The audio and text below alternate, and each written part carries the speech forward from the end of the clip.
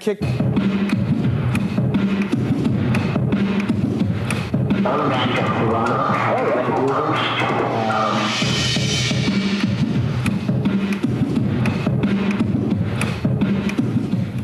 ScratchLab. It's a school for DJs where serious and casual students alike can take a spin behind the turntables. You can learn all the tricks from professional DJs who pack clubs across the country.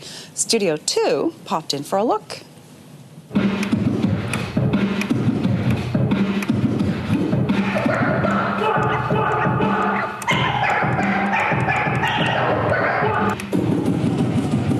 Came up with the idea for the DJ school basically in conversation and realizing that this sort of concept doesn't exist.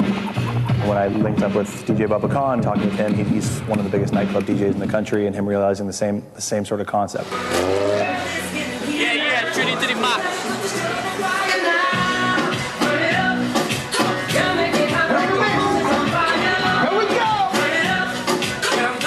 People were always asking him, where do you learn? Where can I get taught? Can you teach me? And so now we have this facility under one roof, 2,500 square feet, 30 turntables, and a real schooling environment. Okay. What happened there? Just a all right. Shh. It's something that traditionally people have been self-taught. Unlike a guitar, a trumpet, any other musical instrument, where you can go and read notes and take weekly classes. DJs would, if they could afford the equipment, buy the equipment, put it in their house, and process of elimination, teach themselves. It can easily cost you $1,500 just for the equipment. Records in itself can cost anywhere between $10 and $15 per song. It's quite an expensive hobby to start up.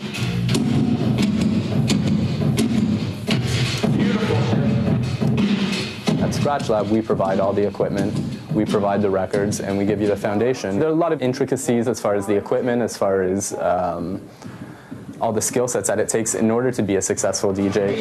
We opened our doors January 9th, 2006, and so far we have about 45 students enrolled, lots of inquiries. We just figured it was a natural fit to try and provide that educational aspect of it and to give it the legitimacy that it deserves. Kick, snare, kick, snare, kick, snare, kick, snare, kick. The curriculum was developed with some of the top DJs in various forms, really punching through all of the different steps that you need to learn from beginning to end.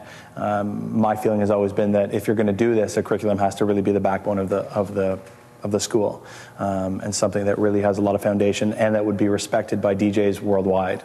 The foundation is based on all styles of music, so whether you want to DJ rock and roll, trance music, whatever the case may be, the foundation is the same. Remember, you dropped the one, you can drop it on normal. Now look, the kick, your snare is off. It's not matching. Obviously learning the equipment you're working on, understanding the basics of it, understanding that everything has a purpose, understanding that music is a science. It breaks down into pattern, whether it's rock and roll, house, hip-hop, everything's a pattern. Understanding programming, understanding when to do a mix, when not to do a mix, when something is in the right key. So that's how the curriculum is based. And then from there, as you continue through the process, more difficult elements, scratching, tricks, that sort of stuff. 1, 2, 3, 4. You're going to ride the pitch. Some people like to touch the turntable. Some people like to slow it down. I'm not a fan of that. I'll tell you why. And these guys are industry guys, so it's a great thing for me to know them. I'd love to go as far as I can with this as possible. I mean, it's a career for me. I live very well.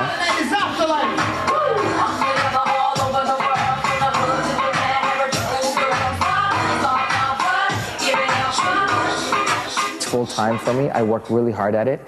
DJs can make anywhere from $250 a night to $10,000 a night to $20,000 a night. So it's really endless. It's really where you want to take it.